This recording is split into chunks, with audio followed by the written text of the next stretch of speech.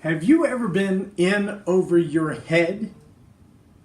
I was in over my head last night. Now, maybe if you follow me on social media, Facebook, or things like that, you might have seen the pictures of my bride and I sitting on the back of a sailboat watching the sunset over Lake Grapevine. It was beautiful, gorgeous, great pictures.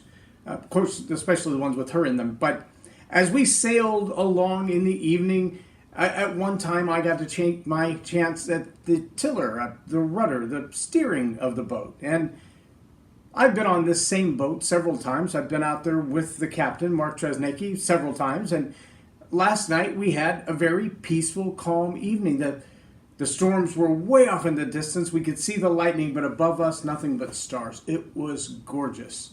As the sun set and the wind began to die down a little bit, we made our way back from across the lake, headed back toward the cove. And on our way to the cove, the wind started picking up again. And it was pretty much coming straight at us, so we had to move off just a little bit, of course, and it got really, really strong.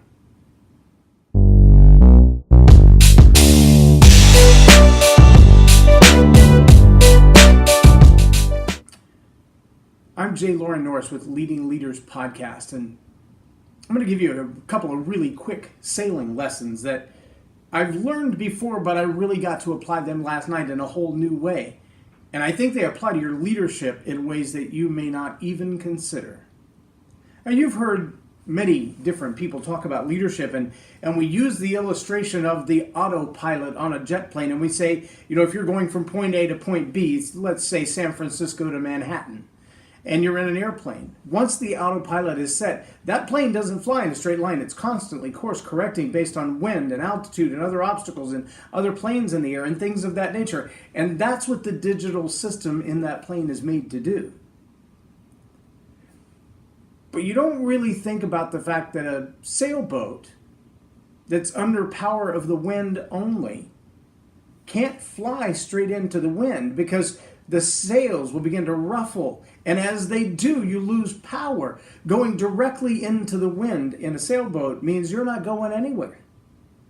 So even though the wind is coming straight off your nose, you've got to turn just a little bit to get the wind in your sails.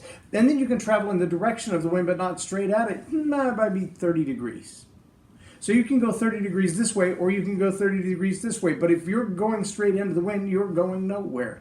How many of you in your life have felt like, I seem to be just a little bit off course, but this is where I have the most momentum. And I'm a little off course over here, but this is where I have the most momentum. And see, in the life of a captain of a sailboat, that's reality. You may know where the buoy is. You may know where the race turning point is. You may know where the harbor is. But you can't go straight there. If you want to maintain momentum and speed, you've got to be just a little off the wind, just a little off the wind, just a little off the wind. Well, as we came into the harbor, as we began to come in toward the boat slip, that's when the wind really kicked up. And at one time, the boat had a pretty serious lean to it, but we were moving at a pretty fast clip as well. We made it past the peninsula, we made it past the buoys and past the tire barricades and into the channel where the boat slips were, and that's when the wind really began to change on us. And it was only catching the top of the sail, and it was just enough that the rudder wasn't really as impacted by it, and it started to drift us a little bit to the right. Well, I've only sailed in the cove maybe once or twice, and not thinking about the fact that the water on the beach side isn't a straight drop-off, but the water on the side for the dock pretty much is a straight drop-off, and that we have a 4-foot keel underneath us. I ran the boat aground. Just plain stuck. And the only way to get the boat unstuck was for myself and Mark to jump out of the boat into the lake and try to lift it up to move it out of the way. We tried rocking it back and forth. He tried pushing it and using the motor under power to go forward.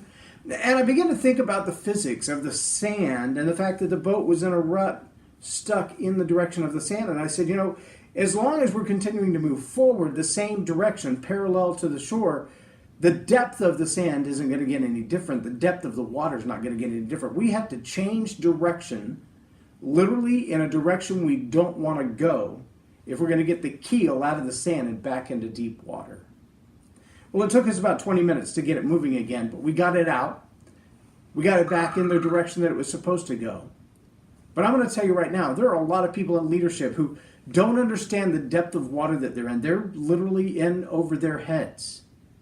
But they could run aground, not knowing where the sandbars are, not knowing how to tack into the wind, how to steer just a little bit off of center to keep their momentum.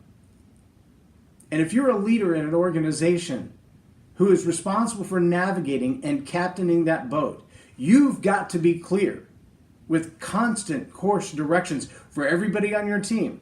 Watch out for the sandbar. Look out for the depth. Watch that crosswind that's about to hit you and see the waters on the marks on the water. Make sure that your team is well aware of the direction that they need to travel in to get to the destination they're headed for. They're not always the same, my friend.